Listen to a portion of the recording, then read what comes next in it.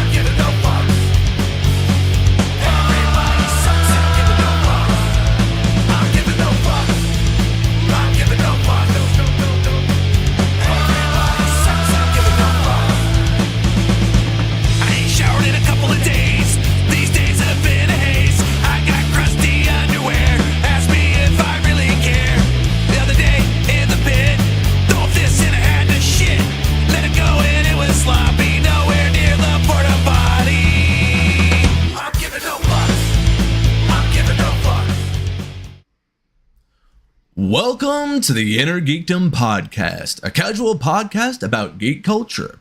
I'm your host, Rune, and today I have with me Shorty Mafia, and, well, I guess we're just calling you J-Rod. I don't think we have any type of a different name for you, do we? J-Rod works for me. J-Rod works, yeah. I didn't have time to put the little fancy nameplates on there, but yeah. So for anyone that doesn't know, I am Rune. I am the creator of the Inner Geekdom, the place that you're at right now that you should have already subscribed or followed or did whatever to for wherever you're watching this at. If you haven't already, like, come on, man, we need the love. But yeah, so I have two guests with me, like I said before. I'm going to give you guys each to, give a chance to introduce yourselves. And for anyone that wants to see more that we do together, all of us do a little bit of Red Dead Redemption roleplay, as well as some tabletop gaming over on Artificer Alley. But I'll shoot it over to the left of me first, Mr. J-Rod. Go ahead and introduce yourself. Tell everybody where that song that was starting out at the start of this came from as well. This podcast, that was an unreleased track by the band The Faps, who are no longer a band, but will always be a band in our hearts. And you can find our music on all streaming platforms. The Faps. We have a great album called Cat Smack Beaver that has got some pretty good tracks on it, and it's the if you like some down and dirty punk rock, that's what we got going for you there. You can also check me out on TikTok at JRod_live, where I post my gaming clips and other random fun stuff. Hell yeah, man. Hell yeah. Yeah, and you are on the Fallout campaign with us on Mondays. So fortunately, I'm just kidding. Hey, man. Hey. I'm taking all of your action points away. Yeah, we've been having a pretty fun time over there. So yeah, check us out on Mondays for that. And Shorty, we'll shoot on down to you. Go and give you shout outs, my dude. Cool. You can find me at Shorty Mafia on Twitch. I stream Minecraft mostly right now, but we'll be streaming Red Dead 2 roleplay soon on Redem. And I'm also on the Artificer Alley for the Power Rangers series. We have one episode left. One more this season. Oh. So if you want to come and support, come hang out. Love to see you there. Yeah, well, after that episode, it's not morphin time anymore. It is no longer going to be morphin time. In fact, it's going to see us. It's going to be Iados time, which is an original property based after monster hunting, similar to Pokemon or Digimon. Hosted by none other than Ben. I forget what your last name is. Dover. Dover. I think it ends with an F. Something. Yeah, it's Ben. His last name is Chillin. That's what he's doing. Ben Chillin. But yeah, he's doing a light novel series alongside a tabletop game. So that's cool. You'll be able to like read a chapter a week and then also, go and watch them play the game in that same universe. So it's a cool concept. I'm only running soundboard for that one. I think I'm not. That's the only way I'm attached to that project. Weirdly enough. You know what I miss about Power Rangers back in the day? Oh, what's that? Hate them. Oh, I miss Bulk and Skull and their PSAs that would air after the episode or during it or whatever. Dude, I love Bulk and Skull. Like about bullying, like anti-bullying and stuff, where it's like, hey, nice shoes. I used to have some shoes like that, and my father got a job. Did you know that they recorded a pilot for a Bulk and Skull spinoff show? Oh no, that's too much Bulk and Skull. I don't know, man. In the comic books, they've actually become Rangers before, and it is glorious. I heard that. I was like, that's weird. I think that they might have action figures for it. If they do, I kind of want to get them just for like it's really funny. I know that they did recently put out a very detailed Bulk figure. Like he had different like heads that you could put on like one of those kind of figures. Like extra rolls on them, Yeah, you could change out his rolls, man. Like this is with food, baby. Without food, baby. You kind of like it. Kind of reminds me of like those like old school wrestling figures where they would do like this one sweats. Like, why do I want an action figure that sweats, my dude? Oh yeah, Rune. I'm wearing your favorite shirt today. It's got your two favorite things on it. It says ketchup. With Jesus. Oh, my two top favorite things in the world. Nah, I'm good, man. I'm so good right now. All right, so we're not just gonna sit around and goof off ripping on each other this whole time. There probably will be a lot of that, but we do actually have some topics that we're gonna be going over. So starting things off, we'll do it sometimes, but so starting off, it's time for the Weekend What to Watch, our segment where we give you suggestions on what is coming out this weekend. So let's go and turn it over to our handy dandy other screen where we're going to be able to like show a picture of some sort to go along with what we're going to be suggesting. So I'm going to start out with a a movie suggestion for coming out in theaters this week. We have Furiosa, a Mad Max saga. So let's just go ahead and give a synopsis on this. Snatched from the green place of many mothers, young Furiosa falls into the hands of great biker horde led by the warlord Dementus. Sweeping through the wasteland, they come across Citadel, presided over by Emerton Joe. As the two tyrants fight for dominance, Furiosa soon finds herself in a nonstop battle to make her way home. So that's the plot, but I think that we all know that that doesn't matter because this is a Mad Max movie. Do you guys have any thoughts on having a Mad Max spinoff or just this movie in general? Because for me, I'm all for turn your brain off. Let's watch some action stupidity. You know, it's going to be a crazy, just over the top good time. Yeah. I feel like it's going to be a lot like the Hobbs and Shaw spinoff for the Fast and Furious series. That one kind of flopped, didn't it? Or did it do well? I can't remember. Enjoyed it. I mean, I know people that watched it enjoyed it, but I'm talking financially. I don't think it really... Compared to the other Fast Furious and what they projected, it did flop. Yeah. But for like a standalone movie, I think it did well. Okay. Well, I mean, that's I hope that this has a better fate, I guess. I mean, I love Anya Taylor-Joy and Chris Hemsworth, so it's got cast that I like. What are your thoughts on this, Jared? And what's your relationship with Mad Max in general?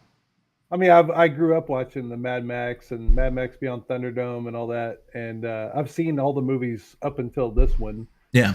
This one, as they progress, it seems like they lean, and maybe I'm just basing it off the trailer, but it looks like they lean way too heavily on like green screen and stuff like that. Yeah. Doing that kind of thing, and so it kind of makes it look a little hokey from what I've seen.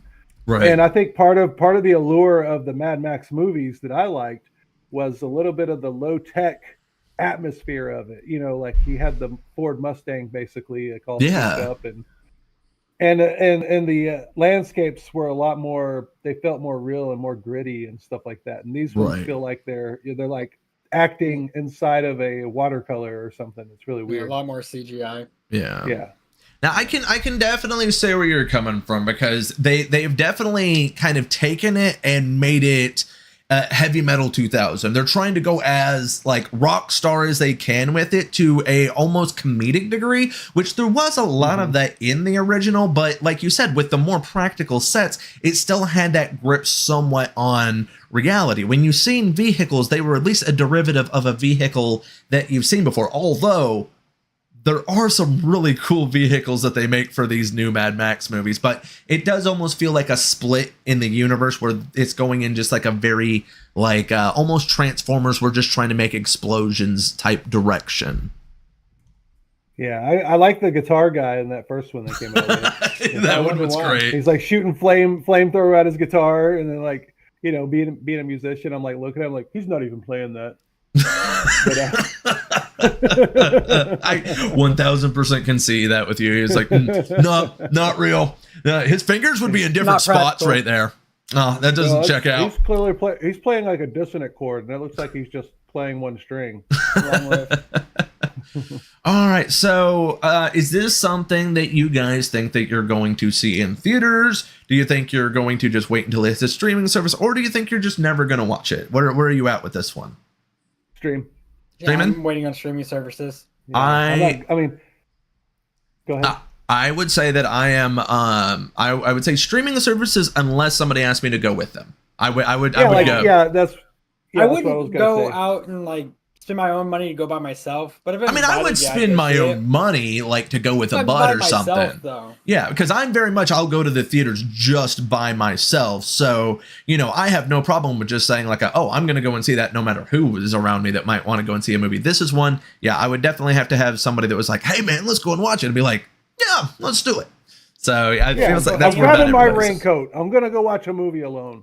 I watched the Twilight movies alone. So I was about to say though, me and Shorty were, well, he still is, but we both had the military time where you have a whole lot of I got nothing else to do and all my buddies are all like off somewhere else. So you have a whole lot of I'm going to go to the movies by myself time when you're in the military. Hey, that movie theater I like outside hanging the out by Norfolk myself, base so. was nice though. That little $5 one, Phoenix yeah. Theater? Yeah, well, Phoenix because Theater you was could go nice. across to the Chili's and have some appetizers and drinks, and then Yeah. head over to your movie. It's a good combo, like a $5 movie. All right, so going on to our next suggestion for the weekend what to watch, we're going to talk about a video game called Paper Mario, because it's getting a remake. It's a full-on remake of the original with updated graphics, but it still looks like it's being very faithful to the original story. For anyone that does not remember, this is a game that was highly popular on like the GameCube, and it was a turn-based RPG. So if you're into old school like Final Fantasy style turn-based role-playing games, but you also enjoy the more kooky side of Mario, this is definitely a fun one. It has a lot of quirky stuff, like having prompts for when your character hits that you like hit the A button, so you get extra, hits and all things like that. So it's a very fun game that, is simple enough that kids could pick it up if you want to do their kids first RPG kind of a thing. For me, it's not something I plan to go out and buy right out, just because it's a full price game right now. It's not quite there for me. $20, sure, but how do you guys feel about this game? Do you have any thoughts on it? Have you played any of these games? Any thoughts? I have not played it, and it doesn't really look like something I would play, to be honest. I'm an okay fan of Mario, but I'm not the biggest fan. I'm not a do or die Mario fan. Okay. It's more nostalgic than anything for me, because I did It play is. Paper Mario and the original. I didn't know that it was just a 1-for-1 remake, though. Yeah. I thought it was like a new, updated, Like a full spin-off new of it. game type of thing. But I looked at it, and the only thing that really stands out is the artwork is really unique and kind of cool. So there's been a big uptick lately on 2D style in 3D environment RPGs. So it's really cool with the Mario graphics and stuff, but there are some other ones that are also kind of doing similar things with that. Square Enix, I believe, has a series called Bravely Default that also does a similar type of thing. So I definitely enjoy that art style as well. It's kind of interesting seeing the flat characters in a somewhat 3D environment.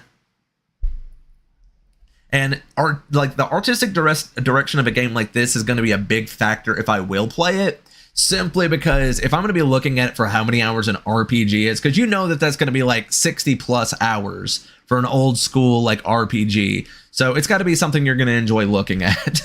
Yeah. Mm-hmm. It's like the last Mario game I played was like on the Nintendo DS.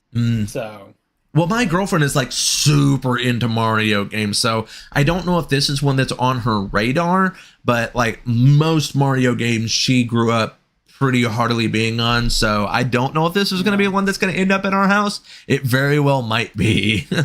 see, that's me and Zelda. For me, if it's not Mario Kart, Yeah. then I'm probably not going to be interested. What about like some that Smash game Bros? It's okay. All right, I guess. Okay. Yeah, I'm not a fan of Mario Smash Kart Bros. kind of killed all the other Mario games for me, because I love Mario Kart. Yeah. And I'm playing a Mario game. I'm looking at it, and it's Mario, and it's his friends and everything. But then I just say to myself, I could be playing Mario Kart instead of this. You could Have you be ever playing played Mario Drunk Kart. Mario Kart? Always. Have you ever played Drunk Mario Kart? Yeah, No. of No, so course. Drunk Mario Kart, Oh, he you doesn't start believe with in beer. drinking and driving. Yeah. So the way you play Drunk Mario Kart is you start off with a beer. Well, and you can either hold up, chug it at the Shorty. beginning of the race. As much as I would love to get into this, we need to move on to your anime recommendation for the week. We are going to pace ourselves to make sure that we don't do what we were doing on the anime show. So let's go ahead and hear what your anime recommendation for the week is. So my anime recommendation for the week is Bartender: The Glass of God. As you mentioned on the anime show, I mentioned it on there as well. But it's just a slice of life one. It's really good for beginner people in anime who don't really want a bunch of fight scenes or anything like that. Just something you can chill, relax, put on the TV, put on the second monitor. His goal in life is just to be the best bartender possible. He sees the people that come in and try to help them out, give them advice. Because he says the two people you can trust with your life is your doctor and your bartender. So, Okay. So it's more of a melancholy kind of chillaxed anime, Yes. you would say.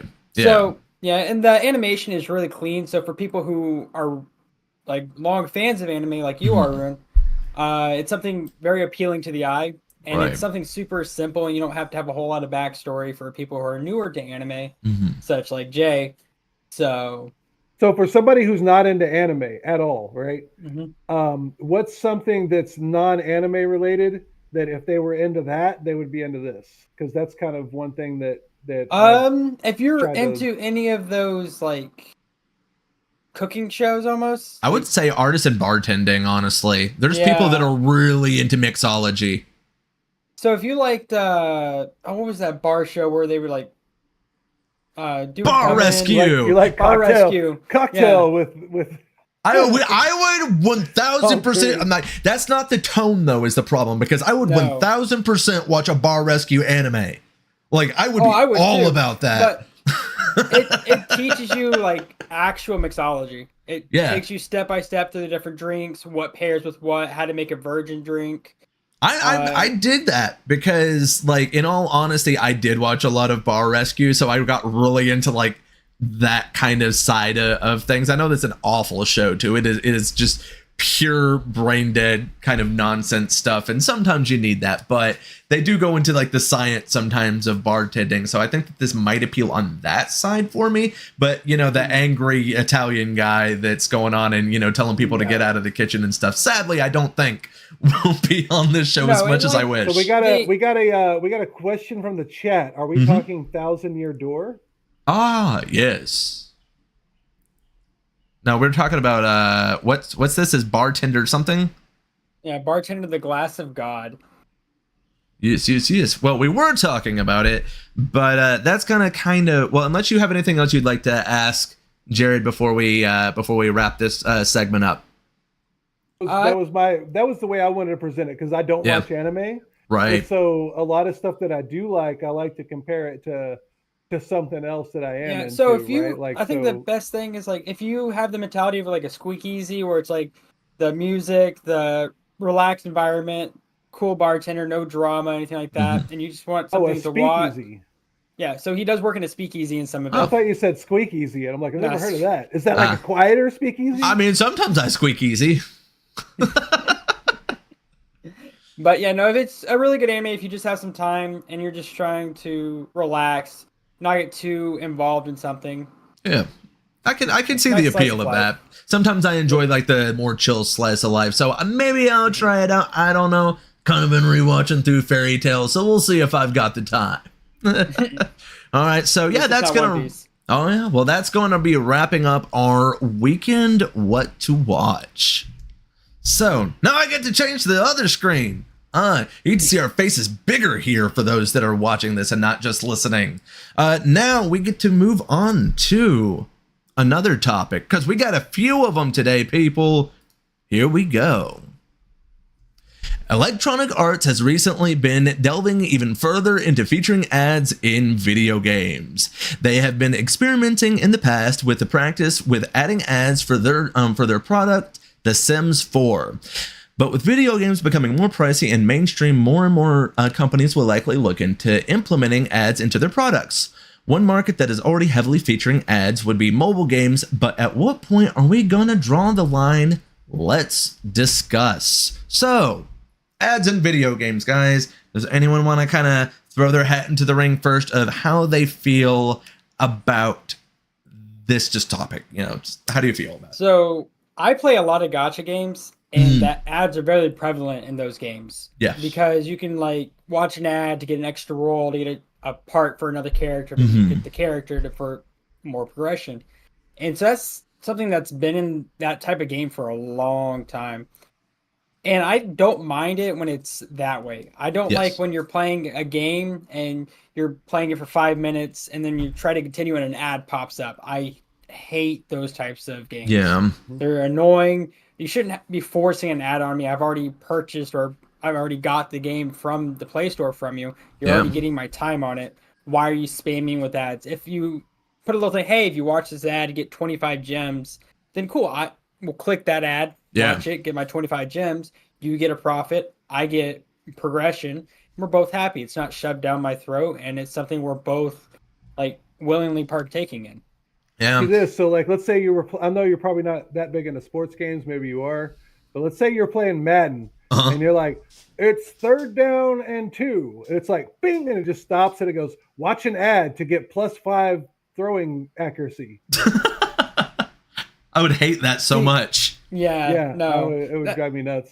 Yeah. I don't like when there's like bonuses with ads. I like it when it's like currencies with ads. Well, there is a medium here that you have to bring up for the way that you're presenting this, though, is that the type of games that you're primarily talking about are mobile. There are some that are like the cross PC mobile style ones, you know, like you have your Genshin Impacts and things like that, but still primarily in that case of being a mobile game that's giving you the watch an ad. It hasn't made its way so much into things like your PC games that you actually paid for, or your console games. You know, it's not quite hitting those avenues yet. And from what it's looking like is EA is trying to find more and more ways to kind of slither those in there. I'm worried about, you know, are we going to be getting 30-second loading screens that are ads when we're supposed to be in a generation that's not going to have loading screens? So, I mean, I hope that it doesn't get to that level, because we already have a whole lot of branding in games, which is already advertisement in itself. See, I'm okay with branding.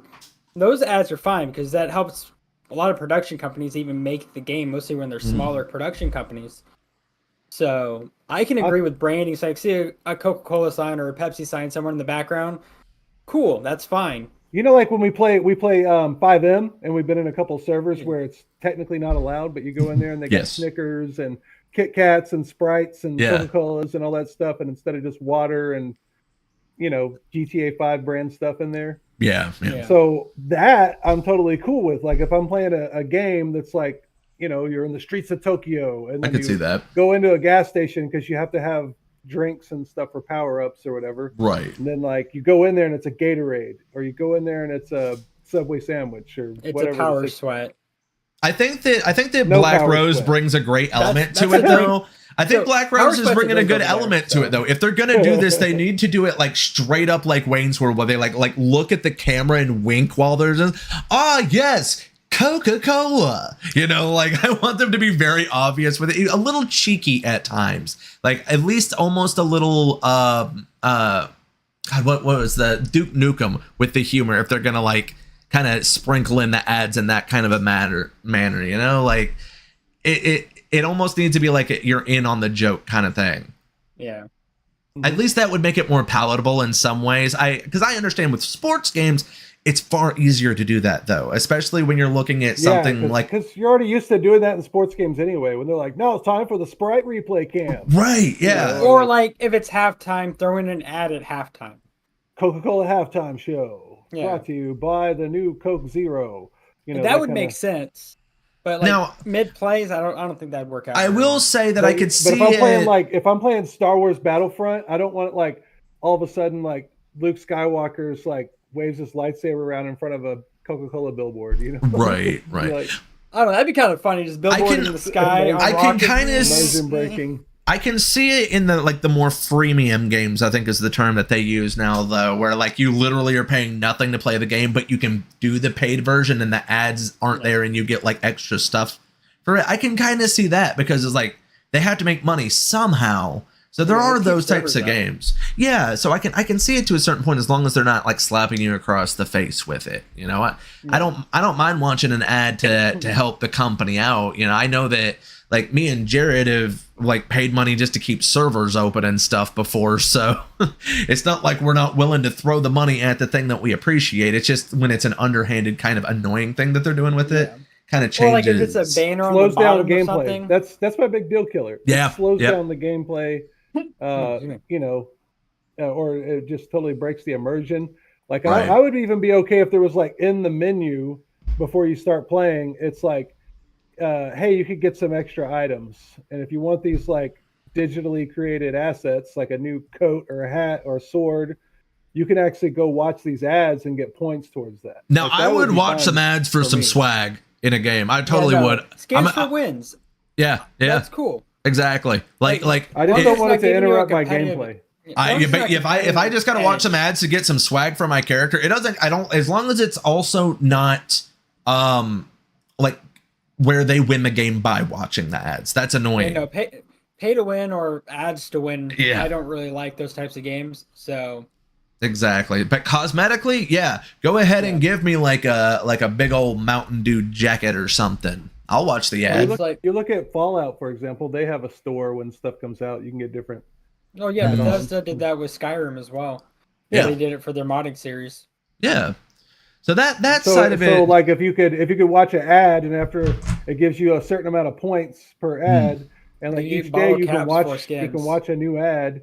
Yeah. And then as you build up the points, now you got 1,000 of them, and then you can go cash it in. Yeah, I'm down for that. I would be okay with that. Yeah. Because if you don't want to watch the ad, you don't click on that. Okay, but I'm just saying that if I get famous in, like, let's say a NASCAR game, just for the fun of it, because I wouldn't play such a thing, but just for example, making a left turn. Well, the reason I wouldn't play it is just because I have no interest in NASCAR. But the reason I bring it up is because it's the easiest to put ads on. Let's say that I get famous for playing said NASCAR game, right? And then Why'd you go into the pits on the first lap? Because I got to make sure that everyone can see this ad that's on the front of it. Because now, you know, like Crustables are sponsoring me while I'm doing tournaments online. Like, am I able to start getting like those type of sponsorships in video games? And that's kind of an ad, you know, branding kind of thing. Because I'd be down for that. I'd drive the Crustables car. I would. If Uncrustables ever tried to sponsor me, I'd be happy. I eat those things almost every day anyway. Do you make a fucking peanut butter and jelly sandwich, you lazy bum? Like, come on. I know NASCAR. They sell them at the building I work at.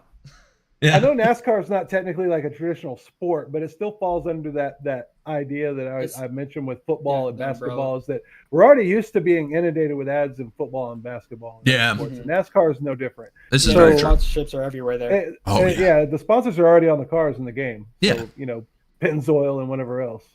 Well, I was more or less bringing up the idea of somebody that is playing the game getting their own sponsorship to put on the car.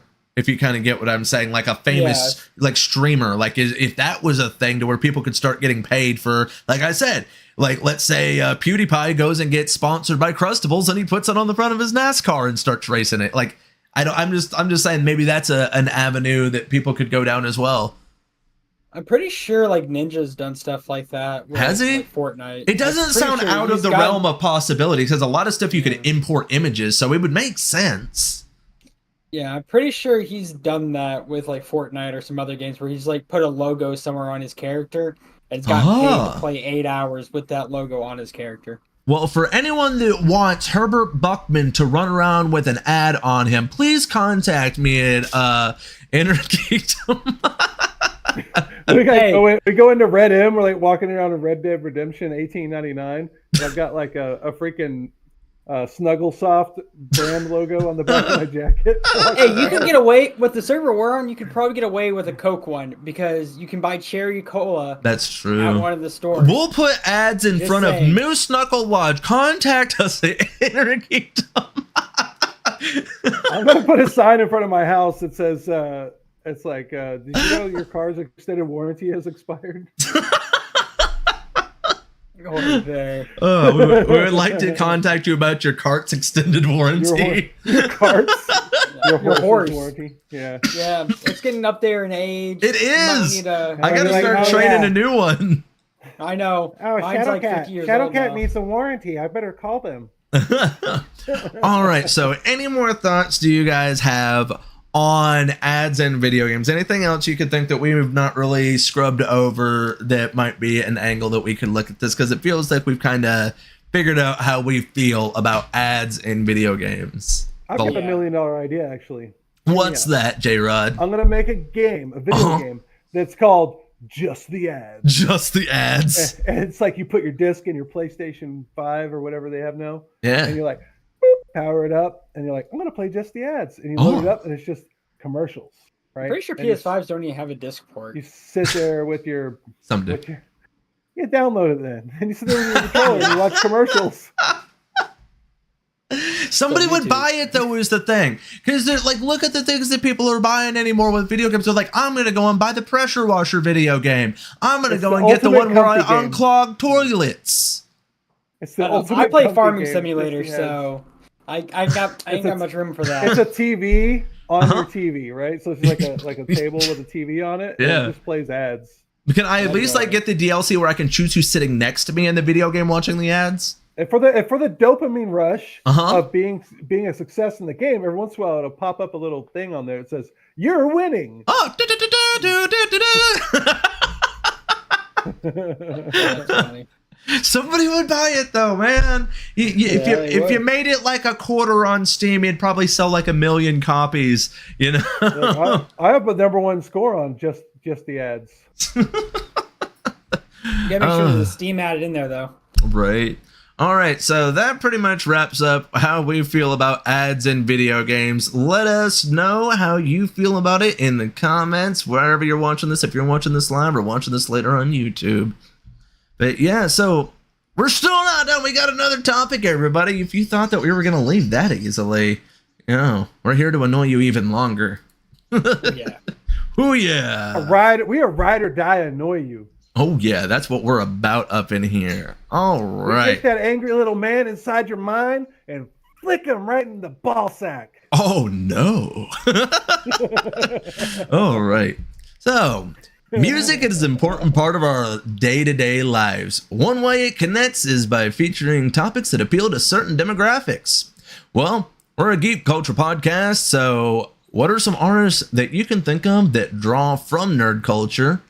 And what are some artists that help to influence that culture? So, Well, so which one of you guys musician would like to first. start out? Huh? Oh, yeah, we'll let The our guy who actually does musician. music. We do have, yeah, we have a musician in here. So, J-Rod, So this is a really cool band Uh-huh.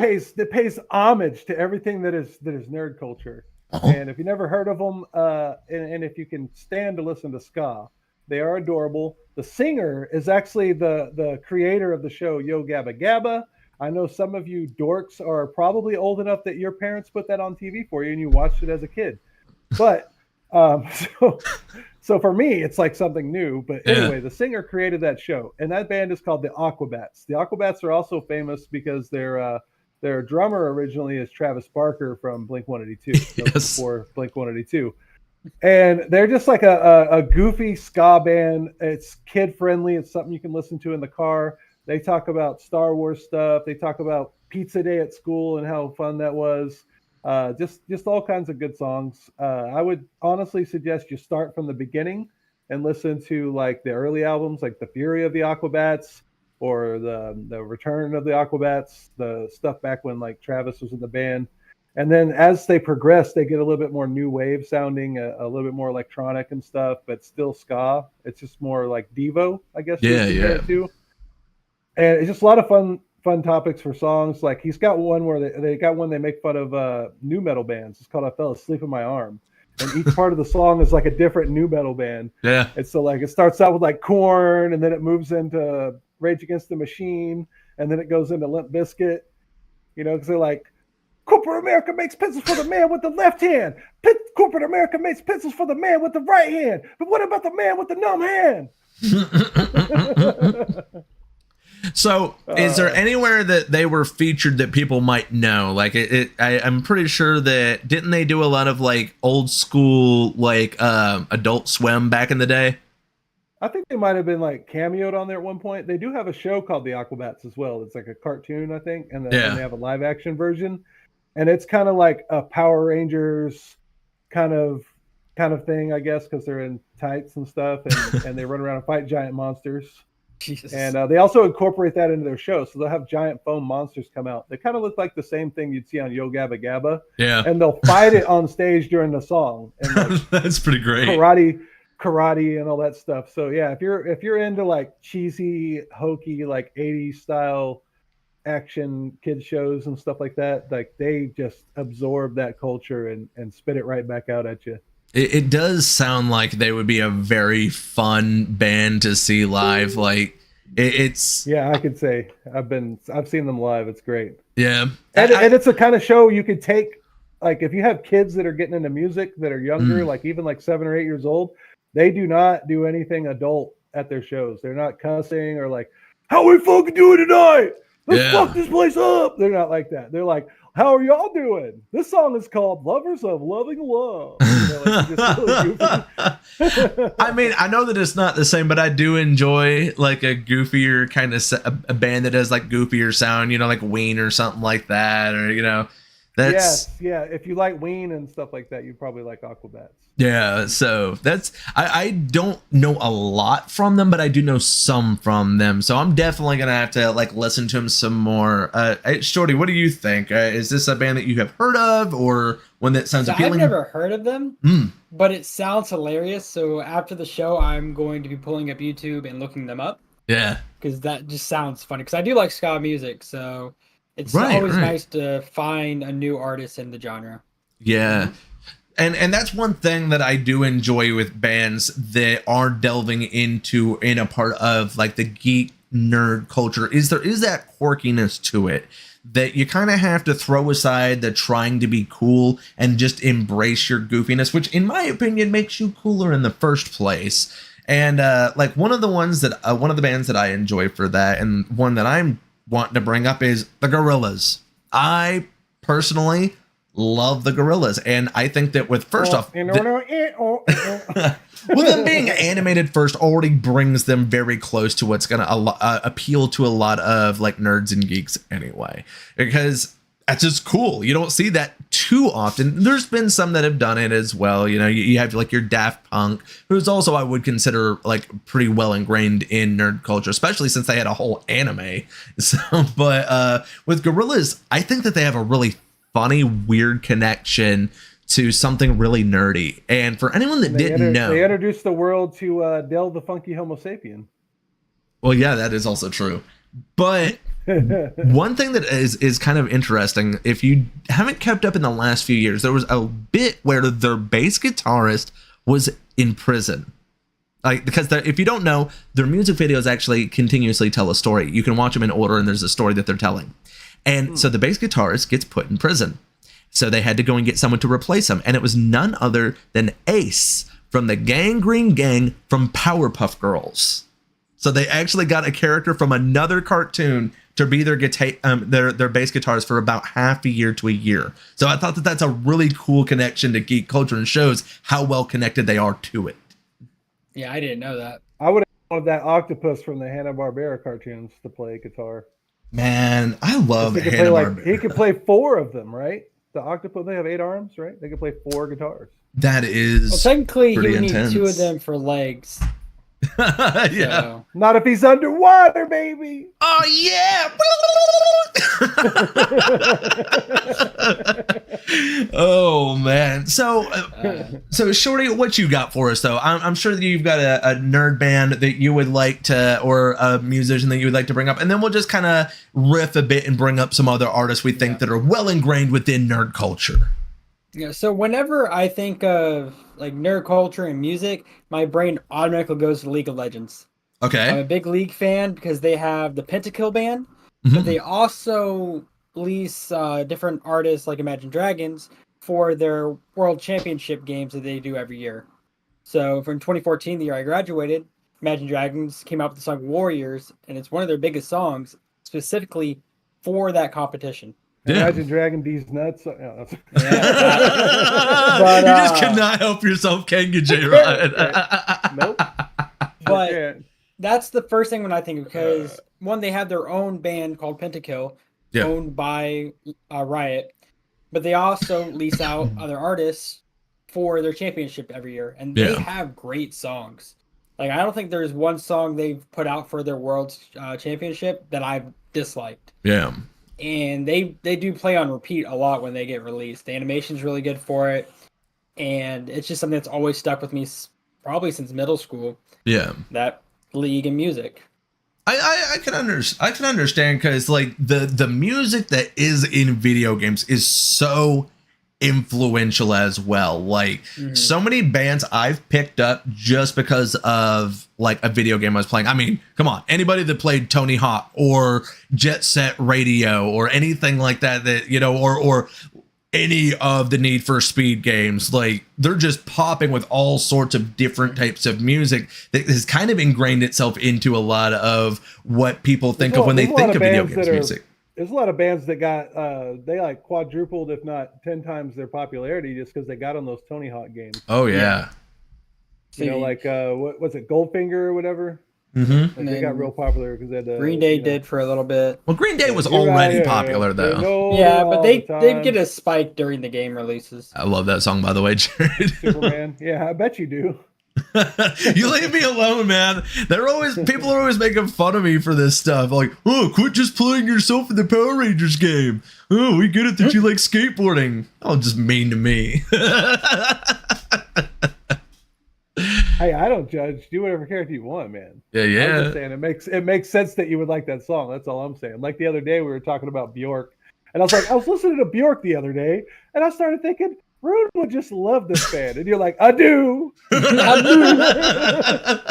Because I like really quirky kind of music. It's fun for me, especially when I'm kind of vibing around and stuff. And I'm also a big classic rock guy, and that's one thing. A lot of like old school classic rock has a lot of like medieval fantasy style influence from it. You know, like Zeppelin. Yeah. Zeppelin is like a great example. Like Tom Petty and the Heartbreakers. What's Tom Petty and the Heartbreakers song you're referring to? Well, if you watch some of their music videos, they had like "Don't Come Around Here No More." That was the Alice's Adventures in Wonderland video. Mm-hmm. Yeah, one of my favorite videos of all time too. But I think that music videos are another way that a lot of people can also kind of have that connection. Because you look at something like Disturbed, they had a lot of animated videos that were very, very anime influenced. And that definitely drew a lot of people to it. I mean, if you have that draw in, you're going to draw in people that you might not have before. And I think that by pursuing that art style, even that probably did bring them in some people that might not have thought of listening to them before. On that note, what are your thoughts on AMVs? Oh, what is an AMV? So an AMV is an anime music video where they'll go and take footage from an anime and put other music to it. It was a huge thing, more so when YouTube was first getting started because we weren't so worried about copyright. They still have contests for making them at the conventions where you're literally making a music video out of your favorite. Back in the early days of YouTube, you could kind of just slap stuff up there and like, there's not any restrictions. Damn, what are you getting into? But now that there's so much money wrapped up into it, they can't be like, oh, we're profiting off of somebody's artwork they did, two, somebody's artwork that they did. So AMVs introduced me to so many new artists because I put on an AMV playlist on random on YouTube, and I'd hear a song that I liked, and I'd go deep dive into their music. And that's how I found a lot of smaller bands. There was a lot of them at like the dawn of YouTube. So there was a lot of that anime music combination. If you had a song that worked really good with action anime, it was going to be discovered and used for like a million Dragon Ball Z videos, a million like Naruto Bleach. The big one. The coolest animated music video ever made. And I guarantee you none of y'all have seen this. Anybody that's watching. After the show's over, look up the band Vitamin X. I don't know. Crack. If you like skateboarding, you like animated stuff, and you like heavy music, this is all of those things. And that video just goes off the rails. So a really fun one for another and I would say he has a pretty good connection with geek culture as well, is Mike Judge has a music video with the Zac Brown band called I think it's In the Wind. And it's such a fun video that has a similar art style to his show that he did, Super Jail. It's very quirky and over the top. Like that's a fun one to look into if you're wanting a really fun music video. But yeah, creator of King of the Hill, Idiocracy. He did a music video. I thought it was pretty cool because it's not something I'd seen him do before. Yes, I didn't know that. It's the stuff that plants crave. So we've talked a little bit about rock. What about some rap possibly? Like, is there any rap artists that you guys can think of that are pretty well ingrained into geek culture? Shorty just like lit up. He's like, so it's like, I'm over here. Hear me roar. I will talk about the rapping anime nerds. To be fair, I listen to a lot of rap. Oh, do you really? I couldn't tell. I do. I should have known you were so down with it. You're such a gangster there, Shouty. I got to say it like that now. I didn't know you were down with the G's. Judge movie. Whenever you go, you're going on the off ramp to the freeway and there's like a black guy out there selling roses, you're like, turn it down. So who are we talking about, Shorty? Who are we talking about? We're gonna talk about Shiki. Uh-huh. Shiki TMNS is his name, and he does anime raps. Okay. And they're all about like muscle mommies and like maid cafes. Of course, that's what you're like. Let me tell you about this guy that raps about all the perversions of anime, just every bit of it. It is every cliche of the dark side of anime is this guy raps about, and it's fucking hilarious. And it's pretty funny. It's like degeneracy all in one rapper. It is. He has a song called Hentai Bitch. Of course he does. Or E-Girls Be Bouncing. You know who else sprinkles in a lot of nerd culture into their music? And that's Wu-Tang Clan. That's very true. Well, because like they even talk about like swing swords, like Shinobi. You know, like they just start bringing up video games and all kinds of stuff. Stop you like that Cat Blanca. Man, well, like there is a lot of like nerd references in rap nowadays. I mean, you look at someone like Megan Thee Stallion. Like she does a lot of cosplay. You have like other rappers like Ash Nico that is very, very anime influenced. That's one of my favorites personally, just because it's kind of trashy rap. Megan Thee Stallion do? Well, like she recently had that music video Boa where it has a lot of like video game references. She dresses up like Boa Hancock from One Piece. Like I said, she does. Is she gonna be in the season 2? I'm gonna slap you, Jared. So no, for anyone that's watching, she has not been cast as Boa Hancock. She made a music video called Boa where she has dressed up as Boa Hancock. That's not how casting works in Hollywood. They said it on the internet that she's going to do that. Oh, that it must be true. Everything on the internet's real, man. Don't you know? But she's more of an example of somebody that didn't the internet says she's going to be in season 2. Rune says she's not. So I said it. Who you want? Lordy. I'm writing that down. It's on the internet now. It's been recorded. It's out there. Must be true. But like, so here's the thing though. So she's so Megan Thee Stallion's a great example of somebody that got famous that happens to be a nerd though. There are other people that got famous because they're a nerd, and I think a great example of that is like MC Chris. So like, I know he's not like super explosive popular anymore, but I know when I was like in high school and stuff, like I rocked out to a lot of MC Chris, man. Like, especially because he had a pretty big connection with Cartoon Network in Adult Swim. He was always on like Aqua Teen Hunger Force, and they even had a pilot for a TV show they were going to make for him, an animated show they were going to make for Adult Swim revolving around him. That would have been super obnoxious.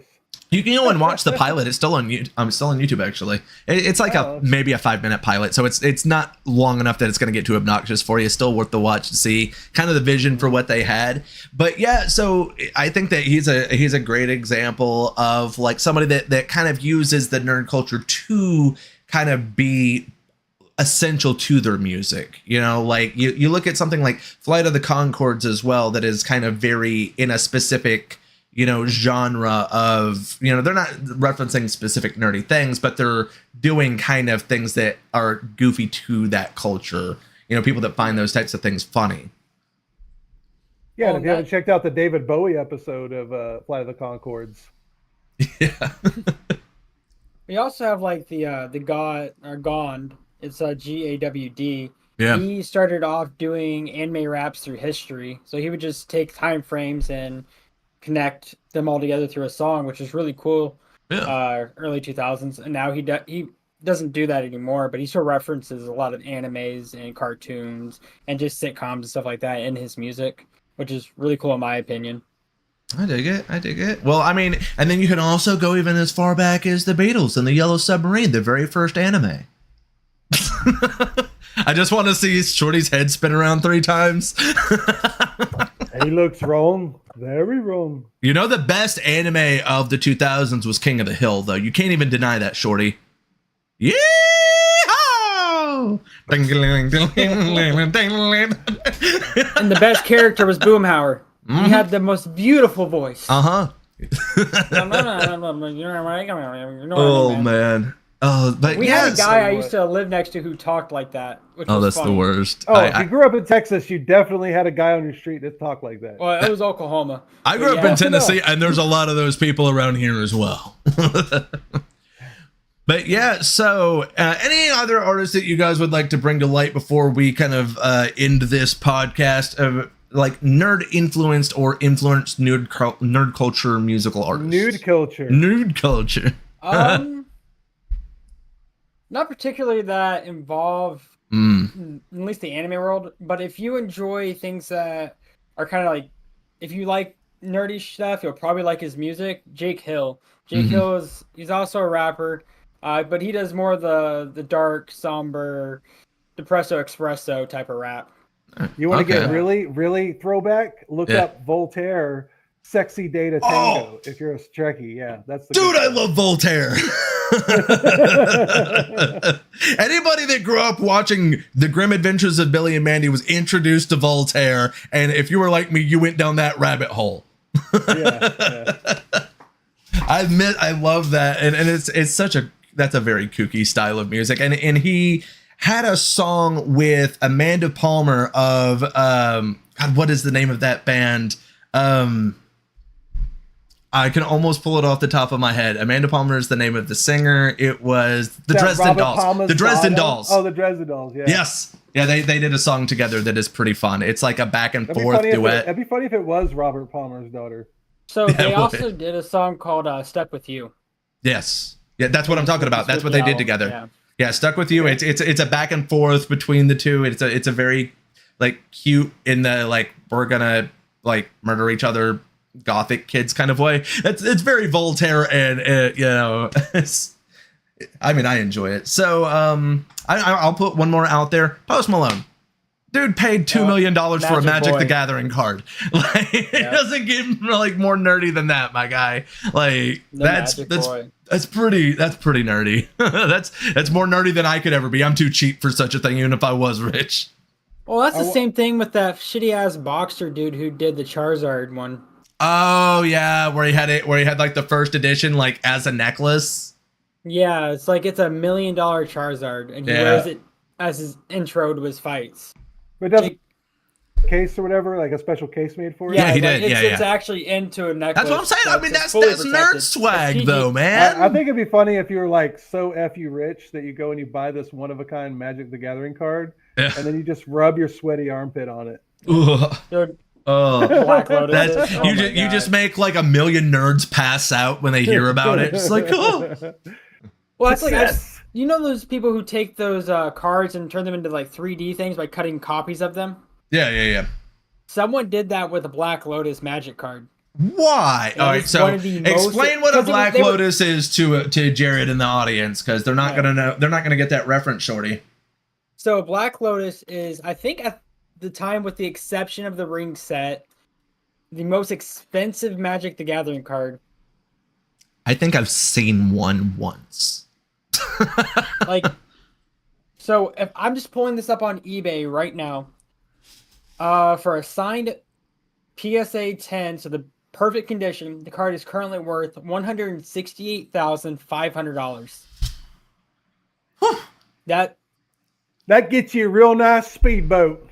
I mean, I would prefer the boat over the cardboard, my guy. If you buy the Alpha edition, so like the original art for it. Oh, we only do Alpha stuff on this podcast. What's the price? Tell me now. $700,000. I hate this world. And someone got like 5 of them. Oh my lord! Cut them up and made them into a 3D image by stacking the cards on top of each other. Oof. All right. Well, because if they're damaged, they're worthless. Yeah. So we're gonna like cut that topic right there. There's some musicians that we can think of that are kind of ingrained in nerd culture, and so that's all we got for this podcast. Thanks everybody that came by and watched. We'll go back around one more time to let everybody know who we are. I am Rune. Catch me here most of the time. I stream a lot of Red Dead roleplay. We're going to be doing this every Thursday though at 8, so make sure that you come and stop by for that. I also do a lot of tabletop gaming over on Artificer Alley, mostly Mondays and Wednesdays right now, but some of those days will probably be flipped around soon as we're going into new games. To the left of me, hey Jared, give your shout outs, my guy. Listen here, you can catch me here on Twitch with RP_JRod. I commented in the thing, and you can find me on there. And then you can also go to JRod_live on TikTok. You can catch me on that, and you can also catch me outside, if you know what I'm saying. How about that? And of course, below him, we have a Shouty Mafia. Do your shout out, son. So you can find me here on Twitch at Shorty Mafia. Like I said, I'm going to be streaming Minecraft and Red Dead RP when I get my computer fixed, because it's currently busted. And you'll find me on either this show and on Artificer Alley for the tabletop games. So hope to see y'all there. All right. So thanks everybody for watching. Make sure that you come back next week so we can talk about some other nerdy stuff. I do believe that one of the topics that we're going to be talking about next week is China's influence on American media. So that should be a pretty heated and fun topic. And yeah, we'll catch y'all next week. Have yourself a beautiful day.